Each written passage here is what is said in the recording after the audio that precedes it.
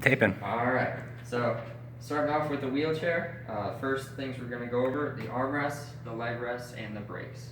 So to remove the armrest, there's gonna be a release in front and a release in back. Go ahead, press both of those, lift right up. Boom. And putting it back in, there's a little groove that you gotta lip it in. Push down, make sure it locks.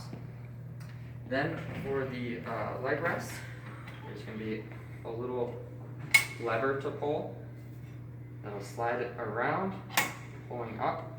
That will take it off of the wheelchair. And then putting back in, you'll slip the two little beads into the grooves, slide it forward, and make sure that lever locks back in place. And then the brakes, there's going to be a brake on either side. All you have to do, press it forward, you'll hear a nice click, and it's engaged and the wheel won't let you go anywhere. Alright. Now, if I was in a wheelchair and I was propelling myself up a ramp, just like when you propel your wheelchair anytime, you want to go 10 to 2, nice long strokes. You don't want to go nice, short, and choppy. That'll cause more harm to your shoulder. But if I was going up a ramp, I want to lean forward so that my center of gravity isn't too far behind me and risk tipping. I could stop going up the ramp and go sideways to take a breath if I got tired, or I could kind of serpentine up to make the grade of the incline less. If I was pushing someone, I would simply just push them from behind with good body mechanics all the way up the incline. That way, if for some reason I let go, they would fall into me and I could stop them. So now coming up to a door, this door swings away from me. So what I'm going to do, I'm going to pull myself nice and close to the door, open it, and then using the door to pull myself on through.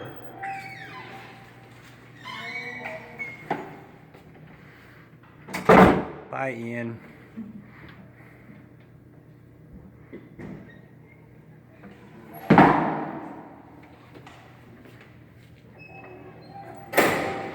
Alright, then opening a door towards you, you're going to open it, and same thing, you use this side of the door frame and just pull yourself through.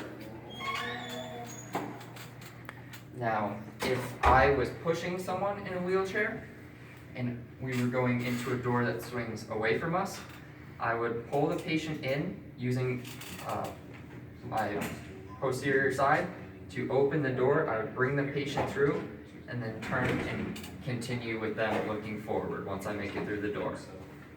If the door opens toward you walking a patient, I would pull the patient just a little to the side of the door, open the door, then prop the door open with your foot, then pulling the patient in front of you again and pushing through the door.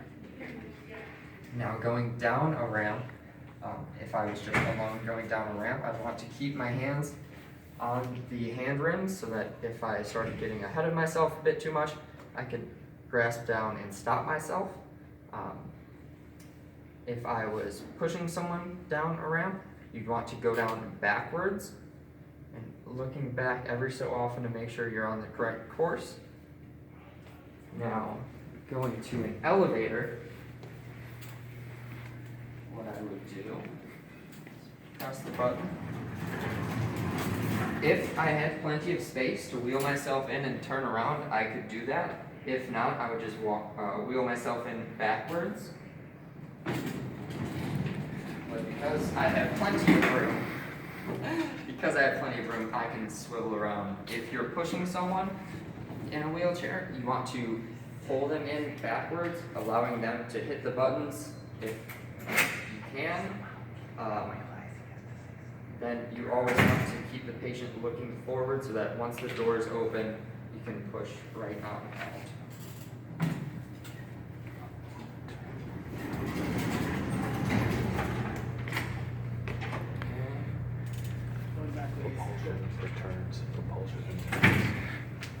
Propulsion that turns. So to turn in a wheelchair, to make a wide turn, all you have to do is push one side the opposite way of what you want to turn.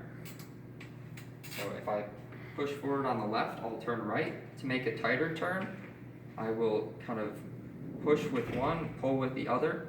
So if I want to turn left, I'm pulling with the left and pushing with the right. Much tighter turn, and same in reverse.